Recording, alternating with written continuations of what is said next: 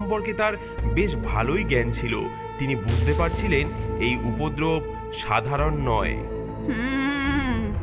আমার মনে হচ্ছে একদল চুরি করছে আর একদল জিনিসপত্র ফেলছে। তার মানে ভেতরে দুটো দল আছে আর তাদের মধ্যে ঝগড়াও চলছে। এই ঝগড়াই আমাদের সবচেয়ে বড় অস্ত্র। ঠাকুমা কোনো তাড়াহুড়ো করলেন না, তিনি শুধু নজর রাখতে লাগলেন। তিনি লক্ষ্য করলেন কুমড়োটার আশেপাশেই যেন সবচেয়ে বেশি অদ্ভুত ঘটনা ঘটছে। কুমড়োর গায়ে মাঝে মাঝে আঁচড়ের দাগ দেখা যায়, আবার ভেতর থেকে চাপা গোঙানির শব্দও ভেসে আসে। ঠাকুমা, কুমড়োটা কথা বলছে বলে মনে হচ্ছে। হ্যাঁ, কথা তো বলবেই। ভেতরে যে দুই দল ভূত সংসার পেতে বসেছে। তুই ভয় পাস না পটলা, আমি ওদের ভাগানোর ব্যবস্থা করছি।